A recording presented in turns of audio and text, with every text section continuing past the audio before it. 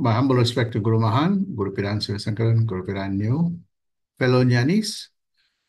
Today I'm going to cover the last few satsangs I spoke about how do we prepare for meditation. And today I want to speak about a particular type of meditation that there are many meditational methods and I've tried some of them, but the one that I really practice and more than 40 over years is this practice by this great guru by the name of Jnanavalal Paranjyothi Mahan. He taught Kundalini meditation. And I will give you a little bit of the history of Kundalini meditation and some of the key um, dynamics of this Kundalini meditation, and perhaps, what are the benefits of this meditation that I have experienced. I've read about it. I've put it to practice and realized some of the benefits of it. So today I'm going to cover that. And then next week I'll cover the technique taught by Mahan on how to unlock this spiritual divine force which is in all of us. So I want to today now zoom down to this practice that many of our disciples do, and you probably would have heard of this across the globe. But so I want to be able to take you through what I have learned. So when I first started this series, I spoke about the different types of meditation that people do. And, I spoke about, almost 10 different types of meditation. There are other types of meditation, right? So, focus and walking and mantra meditation, vipassana, Zen Buddhist. There's also nature-inspired meditation where people spend time in nature. The other one is loving and kindness, being kind to everybody, and having that peace and sublimity that could lead to one to that connected state. Also spoke about briefly about transcendental meditation and mindfulness meditation. But the one meditation that I can say that I know at the surface level some of this meditational practice, and I've experienced some of the benefits of that. But the meditation that I've spent a lot of time practicing, researching, trying to understand is the Kundalini meditation, which there are many types of practices of the Kundalini meditation, but a particular practice that I've learned over the many, many years, more than 40 over years. And I want to share that with you. Um, and part of that practice is that I was not only a practitioner of it over the many uh, periods, I've also learned to, unlock this divine force within myself, but also learned over the many years on how to teach others to unlock this secret of this meditation. So here it is. So I'm going to spend some time today on explaining to you what Kundalini meditation is. And then next week, I'll speak about how a particular technique that will help you with these Kundalini meditation. So here it is. So Kundalini meditation is a particular type of meditation that has been practiced for thousands of years, way before Mahan. And I think great saints and sages knew about this secret of this meditational technique.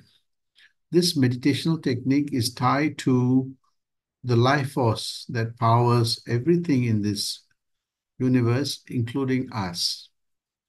And if you see that to acquire this knowledge, one needs to prepare the mind. And if you see that over the last few satsangs, I spent some time on helping one nurture a mind that is ready to be able to unlock this divine vibration that is reverberating in all of us and in this universe itself. If you go back to some of the earlier YouTube clips, YouTube 1 and YouTube 2, which I spoke about today, is that this life force or this universal force was created when our universe, material universe, was created with space and time. And you see that when our universe was created, this four-dimensional universe, with time and space, this enables the creation of energy, matter, and that led to space that is continuously expanding with time. We started getting vibration, sound, a whole host of other energy forms that formed everything in the universe, from energy to matter to, you know, complex, atoms, galaxies, nebulas, black holes. Everything in this universe was created from that primordial atom. And this is why uh, when Mahan wrote this I God book, he spent a considerable amount of time explaining this force of this universe. And these great saints knew that this force, this life giving force, is the thread that keeps everything in this universe, reverberating, creating, expanding, evolving. And some aspects of this force, this universal force, you know, comes in the form of, gravity, electromagnetism, bioelectromagnetism, weak forces, all those forces that the universe has.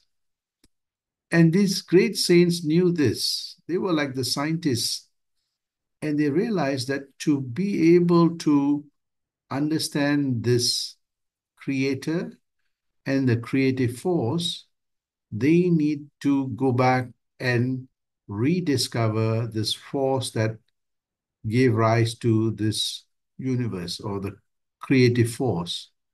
By tracing this creative force, they will be able to get to the creator. And this is how they were like a detective, right? Trying to do the researching. That's why the word research is a beautiful word. Researching where all this came from. So the Mahans and the great saints were not interested in this theoretical, philosophical arguments of God. While that is really important, but they wanted evidence of that. So they started asking this question that if God is omnipresent, if God is everywhere, if God is all powerful, then the closest distance this creator must be through the creative force that was created. So if we focus on the creative force, which is none other than our life force, then we will be able to, understand the DNA of this and trace the DNA back to the creator. So this human mind started exploring this. So they were not interested in, while the conceptual ideas were there, the theoretical notions of God were there, but they pushed it further to test that theory with evidence, empirical, experiential evidence. And this is what the great saints, thousands of years from Tirumular to other great sages and saints in all traditions, not just in the Hindu tradition. We see this also in other ancient Chinese and other tradition that try to discover this force in the universe that is emanating everywhere, but also within us. So this search continued, and some of them documented this. Some of them were able to tap into this divine vibration that reverberates as our life force. And you can see this that actually, when the Big Bang took place 13.8 billion years, it releases electromagnetic waves.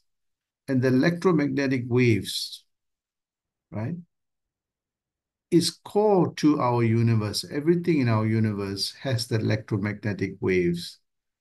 And if you want to know the remnants, or if you want to see the remnants of that Big Bang, you take an old TV, the one that had aerials outside, on top of your house. I mean, today the satellite TVs you may not be able to see because you turn on, you immediately get the cable TV. But those old TVs that you had, you see that when the channel goes off, you will see that a kind of a hissing sound. It's a shh, that kind of sound, and you see kind of electromagnetic things on the screen.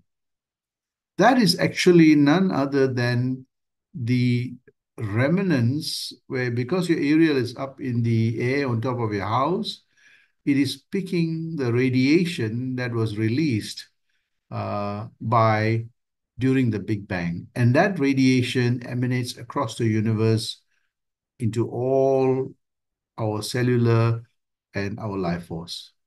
So that is the first remnants of the life force that gave rise to many things in our universe, including our body and everything else. By the way, this discovery was made by two Bell Laboratory scientists. I think it's in 1978. They won a Nobel Prize for discovering this electromagnetic radiation from that Big Bang. And the great saints and sages, if you go back to the scripture, have spoken about this force of the universe. Mahan also spoke about it in the 40s and the 50s and the 60s. Before these guys, were researching on this hissing sound. They didn't know what that was. And finally, they traced it back to this primordial atom when the Big Bang took place, the electromagnetic wave that gave rise to everything. So these Mahans started pursuing this sound. You'll see this Mahan gives this a lot of emphasis on sound and vibration, which we will cover in the later part. So everything reverberates with this electromagnetic field, and our body too reverberates. Without the electromagnetic field, none of our organs will operate, from our brains to our heart to our kidneys. Everything is reverberating. They all operate in a harmony. The same thing we see that our earth goes around the sun in kind of a harmony because of the electromagnetic and gravitational forces.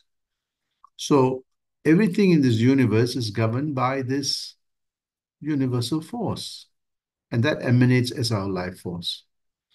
So these great saints, like how scientists have their telescope to gaze the stars, to see the galaxies, to peer through light years to the time of the birth of the universe using telescope and, or the really powerful telescopes these days we have to see the light radiation. In that same way, you see that other scientists use electron microscope, also light, to be able to peer through the most minutest and the smallest thing in this universe. So we see that scientists use telescope to look at the biggest, widest, and the largest thing, including our universe. And another set of scientists use that same light radiation to look at the most minutest universe, both the macrocosm and the microcosm. In that same way, the great Mahans and the saints use another scope called the inner scope. They realize that whatever we see in the macrocosm has an impact on the microcosm, right? Everything that is happening in the universe impacts at the smallest level atoms and molecules and neutrons and protons and electrons and the quarks at the smallest, minutest level. One, you have to use telescope. The other one, you have to use microscope. And that same vibration vibrates as our life force. So they use a different scope called the inner scope. Inner scope is to peer through the mind, using the mind as an instrument, because the mind is what experiences that vibration, experiences and generates the thought. So they use that technique called yoga to be in union with. That's what yug means, to be in union with. The mind now, instead of using the telescope to be in union with the beginning of time of our universe, and using our microscope to be in union with the microcosm, these great saints use the mind, which experiences all the thoughts, as the inner scope to peer through this substratum, which is neither matter nor energy. You see that the great universe is matter and energy. And if you see the microcosm, which all the mind is also matter and energy, they realize that those telescopes and microscopes will not be able to peer through that which is neither matter nor energy, a substratum that these two instruments will not be able to penetrate. And they realize that it has to be something which is transcendental to matter and energy. And that is none other than the human mind, which is neither matter nor energy. It is what we call supra-matter and supra-energy. So, in other words, it is spiritual. So it has to be a spiritual journey, the spiritual life force that they need to penetrate. It can only be done through a powerful human mind. And this is why, like a powerful telescope and powerful microscope gives us the dynamics of the universe, time, space, and the microbes.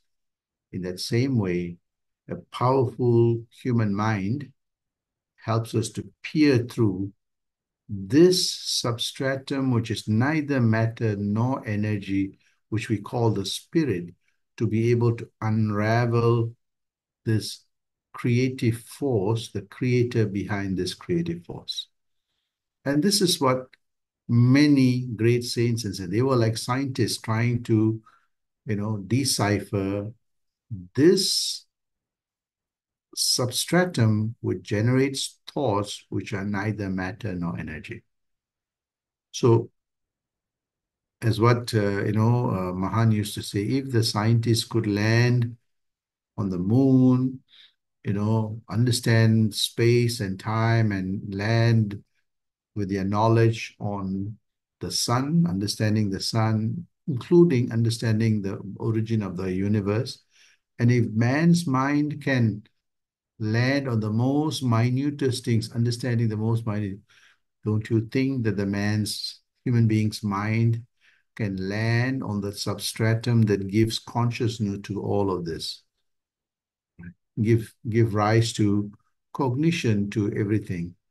And that is the journey that these great saints took, like the explorers, of the skies, and the explorers of the oceans, and the explorers of the smallest substratum, the micro level universes. The Mahans and the great saints were explorers of that which gives us all this consciousness of these different worlds. So this is how that journey started. So like how a telescope, they're looking through the telescope, the sky, trying to focus to get the right light in distant planets and galaxies. They capture it and then show this is what the universe or the galaxy looks like, or looking through very, very carefully at the micro level to be able to say, this is what a bacteria or virus or whatever looks like. Right? In that same way, they peer through within themselves to decipher that life force. So we see that this Kundalini meditation, Kundam is actually the vessel, and Lini is actually the life force.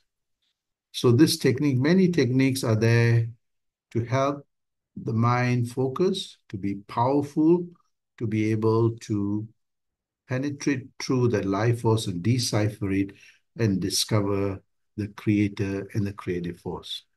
And this is what that Kundalini practice is. So a few key things that I want to talk about this Kundalini meditation, key facts. As I said, it is the practice of understanding, becoming aware, and discovering that life force that all of us, have and sustain us, and going deeper to understand this life force. When we become aware, we understand, we manage it, we become enlightened by it. And you see that the life force is none other than that creative force. And if we understand that creative force, we will discover the creator within ourselves. And this is the journey that these great saints and sages and the Mahans took, that the focus was not on the material world or the galaxies or the material universe. You know, they say, if I can understand this life force, I can trace it back to everything else. So the focus of them is actually the life force, the mind and the life force. And this Kundalini meditation or Kundalini yoga is the yoga of understanding this life force and becoming aware of this life force and understanding the secrets of this life force. So this is the kind of fundamental of this Kundalini meditation. So as I said, you have matter and energy. So we know now very, very well what is matter made out of, what is energy made out of, how they were formed in the beginning of our universe. We understand time. I hope all of you all are following my YouTube clips on this and also the writings on this. And so we understand that really well. But there seemed to be a lack of understanding of our own spiritual life force, though we use it every day, right? And so here, this practice enables us to be awakened, to be aware of that spiritual energy, spiritual force that powers our life, right? And to understand what this is, to become aware of it, to manage it, and then master it. So this is the practice of this awakening of the spiritual energy in all of us. We are all spiritual beings. And this has been documented by great saints as they acquire that spiritual awakening, right? Sometimes we say enlightenment. Say Mahan went through the same thing. He documented that experiences, which I'll speak about in the next few classes on how when he got that spiritual awakening, the kind of poetry, the spiritual poetries that he was, discovering and the secrets that he started writing about. So it's about awakening of our own spiritual energy. The reason why is that there lies the secret. When we discover the spirit that is powering us, the life force that is powering us, the creative force, as we go deeper, we discover the creator that is embedded in us. So this is the journey, and you'll see a lot of writings of this. Another aspect of this Kundalini meditation is that in our life, our mind is always so preoccupied with many, many experiences and many, many thoughts. Sometimes it is continuously thoughts that are coming. So we get distracted by material world, with all our experiences, the suga and the dukkha experiences. So we go one after the other because we're interacting with the material world. So the vibrations of our mind become attuned to our experiences of this material world. So the mind is like a galloping horse, continuously reacting, interacting, and the mind gets tired, right? So these great saints knew that, if an ordinary human mind cannot discover this life force and spiritual force because they're continuously, interacting and galloping, the only time that they don't do this is in deep sleep or in deep meditation or during death, right? But as an ordinary human being, the mind just cannot, you know, touch the surface of the power that is, you know, driving everything. So they were very smart. So they devised techniques to say, okay, I'm going to teach the mind to help it anchor on another thought that is other than the material thought.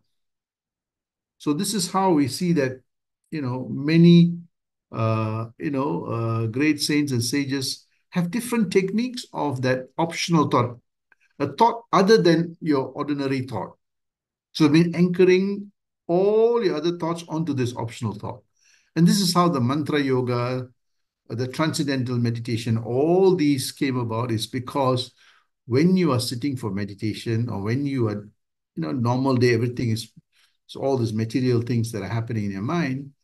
But when you sit down for meditation, also difficult because the thoughts are still magnified.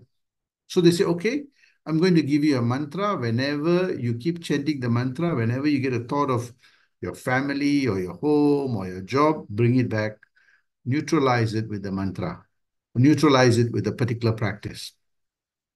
So this Kundalini practice, sometimes people use breathing and all kinds of different techniques. It's only to create an optional thought, a thought other than the material thought. So you may have 1,000 thoughts per minute. Slowly, as you practice this, that 1,000 drops to 500 thoughts a minute because the other 500 is replaced by this mantra or this vibration. And slowly, as you practice, it drops to 100 thoughts per minute, 50 thoughts, 10 thoughts. Eventually, all you have is this one thought, which is this optional thought. Something very interesting happens here when you get that optional thought. The mind is so caught up with many, many things. You see that your neurotransmitters are continuously bombarding, and the brain is continuously responding to all the signals of these experiences that you're having. After a while, the brain gets tired, the mind becomes tired, and you say, oh boy, I have a rough day. I had a tough day, right? And you just want to go and sleep. Because in sleep, the mind uh, rests, at least if you get deep sleep. There are many people cannot get deep sleep, so they don't get enough rest of the brain, so the mind is disturbed. So these great saints were really brilliant. So they created this optional thought that helps neutralize this worldly thoughts. And slowly, as you practice, these worldly thoughts, dissipate and go to sleep and falls into that optional thought. And I'll show you in the next class Mahan's way of creating that optional thought. Right? So the optional thought enables the mind to become quiet from that material thoughts. Right? When that happens, as I said, the neural transmitters is what is processing the information that is coming in. It's so caught up. You start losing your bandwidth because you have so many things happening in your brain, in your mind. So when you have that optional thought, you see that there is less thoughts to process as the mind becomes more and more quiet. The bandwidth of your mind increases. It's somewhat like your computer that is running so many applications and everything slows down. The moment you shut down everything and then run one of the softwares, it runs very efficiently and very fast. In that same way, our brain and our mind operates. When the bandwidth jumps, when the bandwidth increases, the mind's capacity and capability to process information, understand, become aware, becomes much more profound. It's got the capacity and capability to touch, understand the most subtlest of the subtlest information and knowledge, which is the spirit itself, which is so subtle that requires so much bandwidth to be able to understand this. It gets lost in the noise of the normal day. And this is what that Kundalini meditation helps, is to create that optional thought to quieten the mind down until it can feel the reverberation of that creative force, sometimes called the Kriya force, Another word, Kriya, Kriya, the dynamic force of that primordial supreme creator. So that optional thought gives the mind that bandwidth to be able to touch that subtle vibration, which is lost in our normal day-to-day activities. That's what Kundalini is. Kundalini Yoga is to be in union with that life force that is embedded in this gross body. So this is what that Kundalini means. When you do that, when the mind becomes quiet, the mind attains supreme peace. It becomes transcendental. It is not impacted by the sugha and the dukkhas. It is not touched by the forces of karma, which is karmic laws, which is the cause and effect. The mind becomes very peaceful. When the mind is peaceful, you see that our thoughts are peaceful. When our thoughts are peaceful, you see that all our senses become more refined. When our senses become more refined, we're able to process the information that is coming through the senses to the mind in a more sharper, more refined, in a more purer way. When that happens, you see that our creativity, our sense of connectedness become more profound. Our words become more graceful. Our actions become more and more noble, more and more universal, more and more peaceful. So you see that these practices have that knock-on effect. You see that slowly all that 18 asuric qualities, the negative qualities, disappear. And you see all these beautiful qualities that make the mind expand, inspirational, wonderful, starts holding grip because it's now touching that spiritual force that is not impacted by the sukha dukkhas, right? The mind becomes inspirational and the mind delves deeper because it can touch that spiritual self, that force which when it could not during that noisy mind state. As it touches that spiritual, it touches that creative force. When it touches the creative force, the creator is revealed. That infiniteness is revealed. The infinite potential is revealed. You get that beautiful, exhilarating, the eureka moment.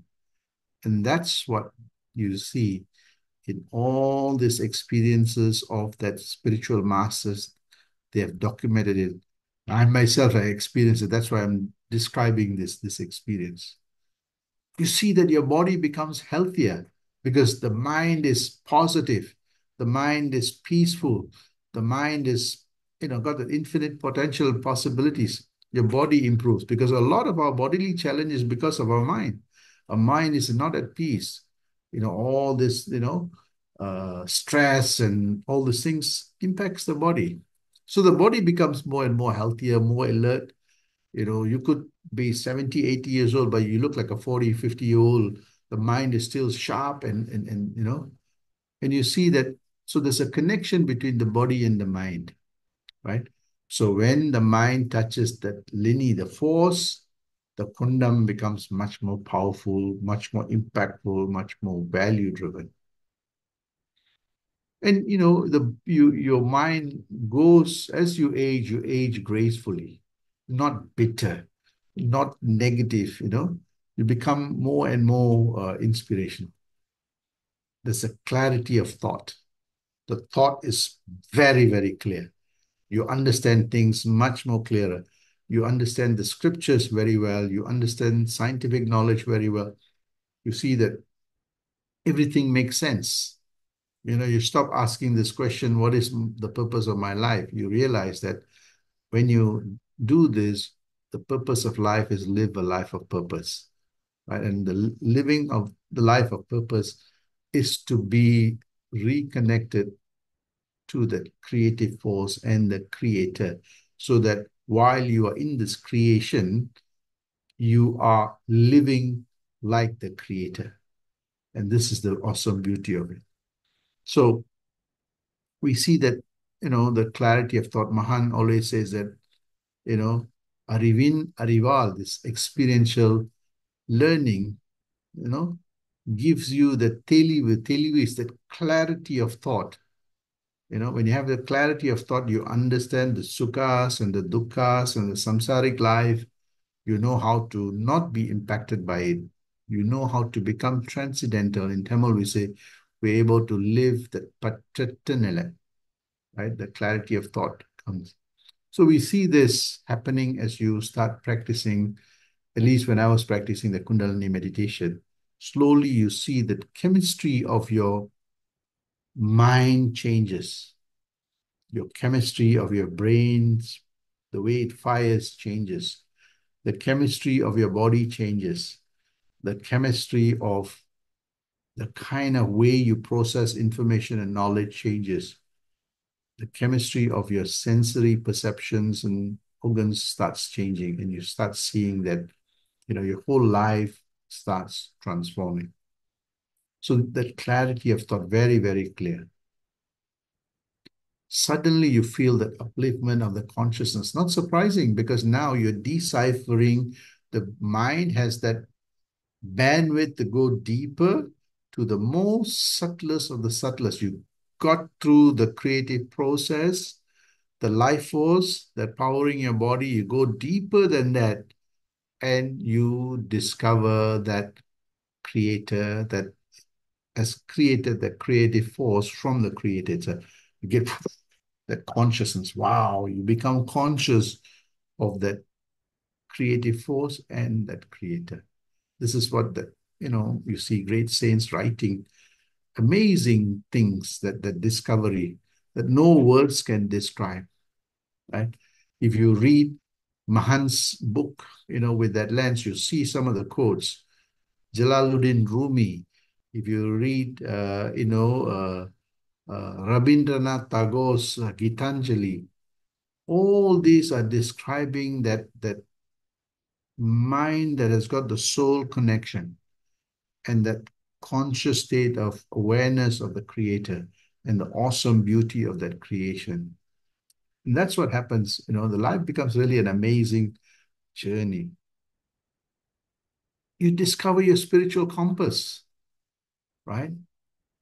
You are able to get the bearings. Yes, I may be living a mortal, I may be in a mortal body. I have that immortality. So the mind gravitates towards the immortality.